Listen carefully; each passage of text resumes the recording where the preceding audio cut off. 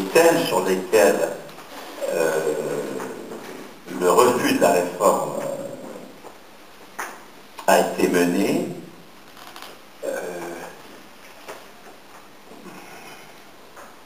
conforte l'analyse des réformateurs. Nous avons conforté l'analyse fondamentale des réformateurs beaucoup plus que nous ne l'avons contestée. Nous avons préparé les voies d'une alternative. C'est vraiment la première fois que je me lâche. Hein. Je ne l'ai pas prévu en plus. Voilà, c'est venu dans la première, dès ma première phrase. C'est peut-être ta référence un peu convenue aujourd'hui au fait qu'on a perdu mais on a gagné, qui me laisse sur ma faim et qui m'oblige à dire on n'a pas gagné. Il faut arrêter de dire qu'on a gagné politiquement. Parce que convaincre la population que la réforme est injuste, c'est pas gagner politiquement, tout le monde le sait dès le départ. Donc ça, il n'y a aucune bataille politique à mener pour convaincre qu'elle est injuste. Tout le monde le sait qu'elle est injuste. Et en avoir convaincu l'opinion n'est pas une bien grande victoire. Et on peut au contraire accabler l'opinion encore davantage. C'est injuste, et vous voyez bien qu'on ne peut pas réussir. L'exaspération populaire est encore plus grande, et on se retrouve avec aux fesses le Front National. La première institution subversive d'une institution centrale du capitalisme, qui est le marché du travail, nous réduire à des forces de travail, faire de nous des demandeurs d'emploi, qualifier les postes et non pas les personnes, nier que nous sommes les porteurs de la qualification, que nous sommes les producteurs, nous exproprier comme producteurs. Cette institution centrale qu'est le marché du travail, c'est-à-dire l'emploi, est totalement subvertie par le salaire à vie des retraités, comme d'ailleurs par le salaire à vie des fonctionnaires. Aucune liaison n'a été faite entre l'offensive contre la fonction publique et l'offensive contre la retraite, comme ça a continué. Or, il s'agit de la même offensive. Délégitimer le salaire à vie. Et non seulement aucune liaison n'a été faite, ce qui laisse les fonctionnaires dans la merde, d'autant plus dans la merde que l'intersyndicale a quand même eu cette trouvaille ahurissante de revendiquer 75% du net, ce qui n'avait jamais été le cas. Nous avons toujours revendiqué 75% du brut, bien sûr, c'est-à-dire 100% du net, puisqu'il y a 23% de cotisation salariée sur le brut.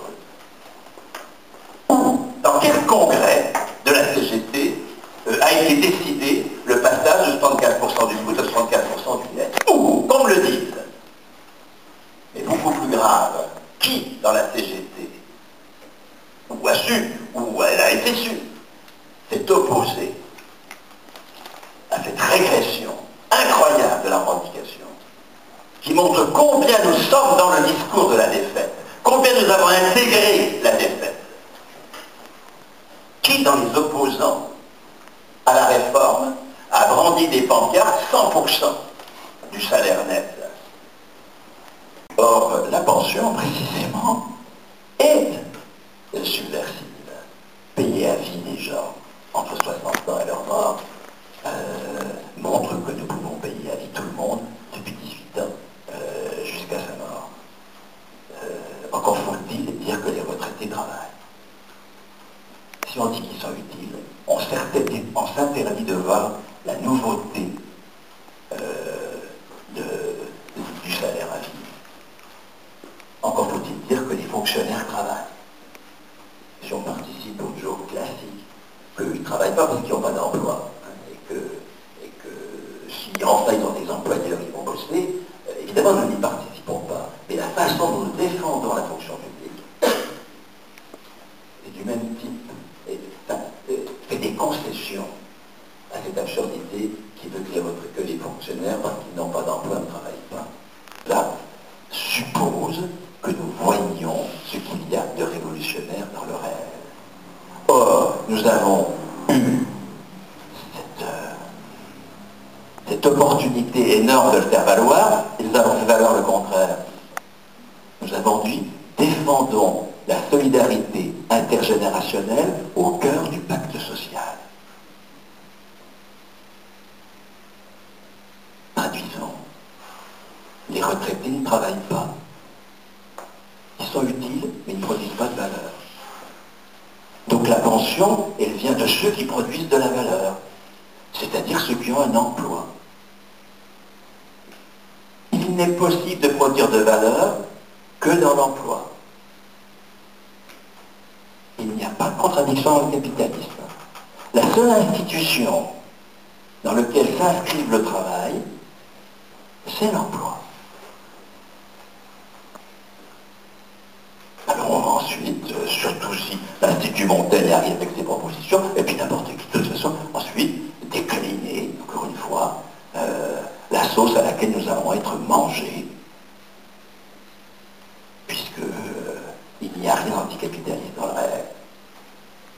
Les lieux les plus syndiqués étaient exclus du régime général, c'était auto-exclu du régime général en disant « mais nous avons des régimes meilleurs, nous allons tirer par le haut les autres ». C'est faux, en aucun cas. Ils ont affaibli par leur corporatisme le régime général, puisque les lieux les plus syndiqués n'étaient pas dedans, et puis au bout de 50 ans, ils se sont fait abattre les uns après les autres. Ne continuons pas avec la fonction publique par pitié. La fonction publique, ce n'est pas un dispositif spécial pour des missions spéciales. La fonction publique, c'est comme la retraite, l'anticipation d'une autre institution que l'emploi pour le travail, le salaire à vie. Un fonctionnaire, ce n'est pas l'emploi à vie, les fonctionnaires. Les fonctionnaires sont les plus mobiles des salariés. Et pour cause, les autres, dans le privé, ont tellement la trouille qu'ils restent dans des emplois, même si c'est emmerde, même si c'est dramatique. Il n'y a plus de mobilité volontaire dans le privé, pratiquement maintenant. Au point que Rameau, Boer, au niveau européen, ont très bien montré que la durée moyenne de l'emploi augmente. Elle ne diminue pas, comme nous le disons dans nos fantasmes sur la précarité. Elle augmente. Elle augmente parce que les mobilités volontaires ont disparu. Sauf chez les fonctionnaires. Évidemment, les réformateurs ont comme objectif de faire des fonctionnaires des employés et donc d'imposer des mobilités, etc., d'empêcher les mobilités volontaires. Bien sûr, mais ne passons pas notre temps à dire voilà à quelle sauce nous allons être mangés. La Sécu, c'est révolutionnaire. Il n'y a pas de solidarité intergénérationnelle. Qu'est-ce que c'est que ce truc-là?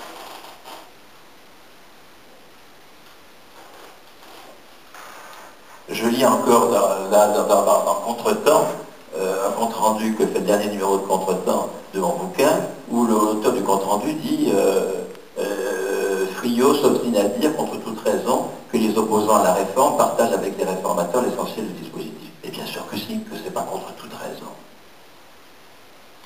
Les réformateurs et les opposants à la réforme sont sur le même trip. Les retraités ne travaillent pas. Ils sont utiles. C'est les bonnes sœurs d'aujourd'hui. Qu'est-ce que c'était les bonnes sœurs? Réfléchissons aussi 5 minutes. Dans les années 50, elles sont dans les hôpitaux et elles font les soins infirmiers.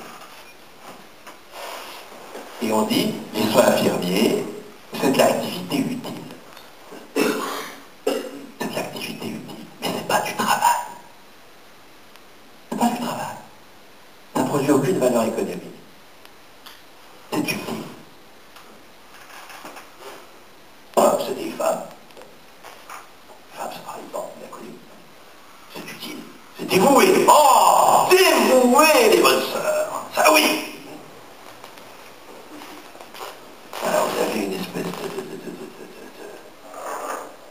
de reconnaissance symbolique. On salue les cornettes dans l'école. On vous fait des rues de la sœur Rosalie, de je sais pas quoi. Voilà.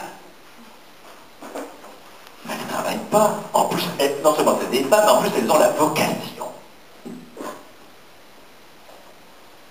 Comment est-ce qu'on a transformé l'activité utile des retraités en travail? Quand est-ce que c'est devenu du travail, les soins infirmiers? Au point qu'aujourd'hui, personne ne doute que les soins infirmiers soient du travail. Alors que dans les années 50, tout le monde aurait dit, mais non, c'est pas du travail. C'est de l'activité utile. Vous voyez où je veux en venir, hein? Puisqu'on est en train de nous dire, les retraités font de l'activité utile, mais pas du travail. Les retraités, c'est les bonnes sœurs d'aujourd'hui. Hein, d'accord. Comment est-ce qu'on a transformé l'activité utile des bonnes sœurs en travail, en remplaçant les bonnes sœurs par des infirmiers et des infirmières qui avaient soit un emploi, parce qu'ils étaient dans le privé, soit un grade, parce qu'ils étaient dans le service public hospitalier. Ce qui transforme l'activité utile en travail dans le capitalisme, c'est pas, comme me le fait dire toujours le critique de mon bouquin d'un contretemps, c'est pas la monnaie.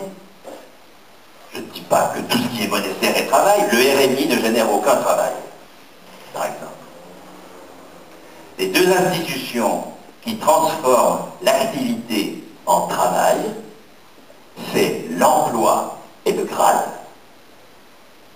C'est que depuis 1997, c'est la première élément des déclarations de congrès, nouveau statut du travail salarié, et que ça n'a toujours pas pris.